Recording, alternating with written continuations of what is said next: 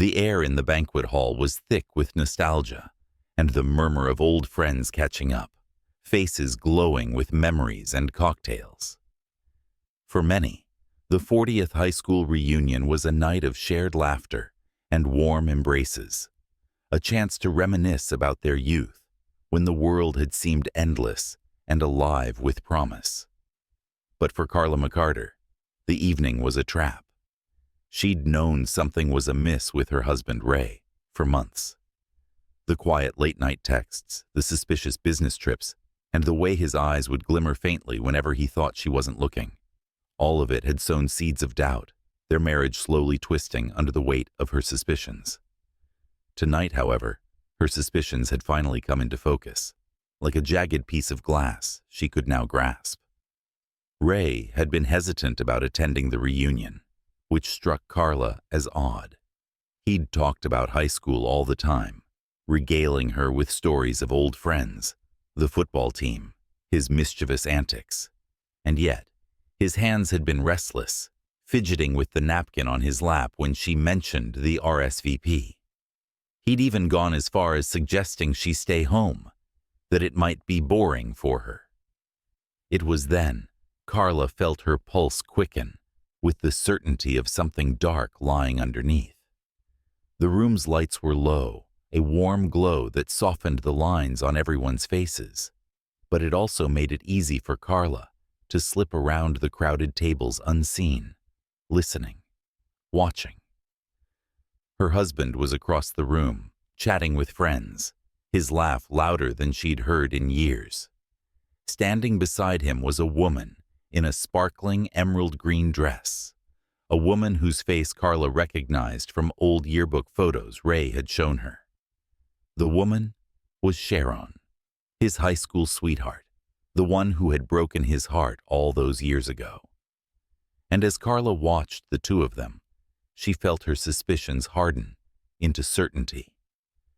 They spoke in low tones, their smiles lingering a moment too long, and their hands brushed, fleetingly, but unmistakably intimate. Carla felt her hands go cold as her mind raced.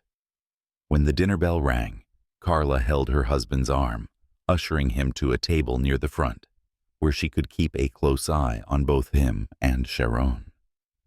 The evening wore on in speeches and laughter, but Carla's mind was miles away, her heart pounding in her chest. She waited for the moment the room was quiet, the tension around her gathering in silence. And then, in a voice so loud it cut through the din, Carla rose from her chair and turned to face her husband. "Ray," she said, her voice a knife, slicing through the crowd's revelry. "Do you want to tell everyone about the secret you've been keeping? Or should I?" Ray's face froze, and the crowd quieted, shifting their gazes between husband and wife, the shock palpable. Sharon had paled and was glancing toward the door, but she was too late. Carla had her trapped in her gaze, a cat poised before its prey. Ray stammered, his voice dropping to a pleading whisper. "Carla, not here. Please." "Oh, here is exactly where I want this conversation to happen." Carla took a step closer to him. "You're going to tell all of these people how you've been sneaking off with her." She gestured toward Sharon, while pretending to be the devoted husband. "You're going to explain how you threw away 30 years of marriage for a cheap affair with a woman who didn't even want you when you were 18. A murmur rippled through the room. Sharon's husband, who had been chatting obliviously at another table, looked stricken as he processed Carla's words, his expression morphing from shock to quiet fury. Ray, unable to meet Carla's gaze, whispered, "I'm sorry. I never wanted you to find out this way." Carla laughed, the sound bitter and cold. "Oh, you didn't? You just wanted to play your game in secret. You wanted to keep this pathetic little fantasy alive." She turned to the crowd, her voice resonating with unmasked anger and grief. "The whole time I stood by his side, trusting him. and this is how he repays me." For a long moment the room stood in silence. Ray looked down, defeated, and Sharon's face was painted with shame as the reality of her affair settled heavily in the air. Then, as if scripted, Carla took a deep breath, lifted her glass, and raised it high. "To loyalty," she said, her voice strong despite the hurt behind it. "May we know it, cherish it, and recognize it when it's gone." With one final look at her husband, Carla set her glass down and walked out of the hall, leaving behind gasps, stunned silence, and the faint clinking of glasses as the reunion crowd struggled to return to normalcy. But the magic of the evening was over, the past recast under a chilling new light. For Ray, the night that was supposed to be a step back in time had, instead, ripped his future away, and with it, any remaining respect he had once held among old friends. And as for Carla, the quiet satisfaction of her expose was the only thing that brought her comfort, a bittersweet victory as she turned her back on a man who'd betrayed her trust in the harshest way possible. Carla's heels echoed down the empty hallway as she left the banquet room. Her pulse was steady now, her mind finally calm after the storm she had unleashed. She didn't regret a single word. Ray had betrayed her deeply, and tonight, surrounded by the people he'd once impressed with his charm and wit, she'd watched his fall from grace. But as she reached the exit, Carla felt a hand grip her shoulder. She turned sharply, only to find herself face to face with Sharon's husband, a man whose name she'd heard murmured around the room tonight. Jack. "Carla," he said, his voice quiet but firm. "Do you have a moment?" She nodded, unsure of what he wanted, but curious enough to wait. Jack gestured toward a bench near the entryway, away from the prying eyes of the crowd, still buzzing in the hall. They sat in silence for a moment, neither knowing quite where to begin. Jack looked down at his hands, then finally turned to Carla with a hollow look. "I didn't know," he began. "About Sharon, I mean. I thought we were happy, or close enough to it." His voice cracked on the last word, and Carla felt a pang of empathy beneath her still simmering anger. "I didn't know either," she admitted. "Not for a long time. But then I started seeing little signs, things I couldn't explain, and I couldn't let it go, not anymore. So I came here tonight to see it with my own eyes." Jack nodded, looking at her with a respect he hadn't before. It took courage to do that, to confront him like that. "I don't think I could have." Carla shrugged, her anger briefly softening. "Sometimes, when you're hurt enough, courage isn't even a choice. It's a last resort." They sat in silence, both weighed down by the betrayal that had upended their lives. Jack broke the silence first. "You know, Sharon was my high school sweetheart too. I was her steady all through senior year. When I heard Ray talk about his old crush, I never guessed. I never thought." "Neither did I," Carla whispered, a new bitterness twisting in her stomach. The affair hadn't been random. It was rooted in an old fantasy, a desire her husband had carried like a hidden ember for decades. "What are you going to do now?" Jack asked, glancing at her with a heavy expression. Carla looked down, her hand tracing the wedding ring that had once meant everything to her. "I don't know yet. Divorce, I suppose. Or maybe I'll just let him try to explain, if he dares. Let him watch everything he built crumble." Jack nodded slowly, his eyes darkening with a similar determination. "I'm filing. First thing Monday. I don't want Sharon thinking she can have both worlds." They shared a look of mutual understanding, the solidarity of two people who had been blindsided by the same treachery.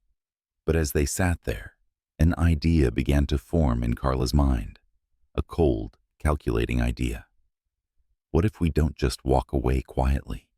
she said, her voice low but brimming with purpose. Jack tilted his head, curiosity sparking in his eyes. What do you mean? What if we let them live with this, trapped together? They might think they'll find comfort in each other now, but we know better, don't we? Carla's voice was a razor's edge. They wanted each other in secret, in the shadows, but out in the open, where everyone knows what they did, it won't be the same. Jack's eyes widened as he grasped her meaning. Let them stay together and watch it all fall apart. Carla nodded, a faint dark smile on her lips. It's fitting, don't you think? Let them build a life on the ruins they made, and let them live with the whispers, the shame. Jack looked at her for a long time, and slowly, a grim understanding passed between them. He extended his hand. Partners, then? Carla shook his hand firmly. Partners. They shared one final look, one final bond, before Jack headed back into the banquet hall, his shoulders set, his face a mask of calm. Carla watched him go, feeling the weight on her heart grow a little lighter. She didn't know what the future held, but she knew Ray's new reality would be defined by betrayal and regret. And as she turned to walk away from the reunion hall, she felt for the first time in a long time like she was in control of her life once more. The following Monday, Carla sat across from Ray at their kitchen table, the silence stretching long and tense between them. She had waited until he came home that night, the one after the reunion, to tell him her terms. She would not storm out, would not immediately demand a divorce. Instead, she laid out her plan in calm, unhurried words. Words that would trap him in the life he had tried to build in secret. Ray had been speechless, perhaps thinking at first that Carla's resolve would break, that this was some impulsive outburst, that time would soften. But as the days passed, he realized just how wrong he had been. Carla had allowed him to keep the house, the familiar life he clung to, but she had drawn a line he could never cross back over. They would live together, but their marriage was, for all intents and purposes, over. They were roommates, bound by a cold, calculated agreement. She watched him suffer the shame as their friends and family gradually came to know the truth, as his colleagues glanced at him with barely concealed disdain. For Ray, the weight of Carla's silent retribution was far worse than any punishment he'd imagined. And worse yet, he could find no comfort in Sharon, as Carla had predicted. For Sharon, too, was trapped. Jack had left her, filing for divorce as he'd promised, cutting her off from the stable life she had taken for granted. She called Ray for support, and he began to see her less as a forbidden desire and more as a reminder of everything he had destroyed. They tried to meet in secret a few times, but each time the thrill was gone, replaced by guilt and tension. Soon, Ray began to avoid Sharon. He stopped returning her calls, claiming to be busy, his words as empty and distant as their failed romance. Sharon was left alone, bitter and isolated, her name whispered in contempt at neighborhood gatherings and among mutual friends.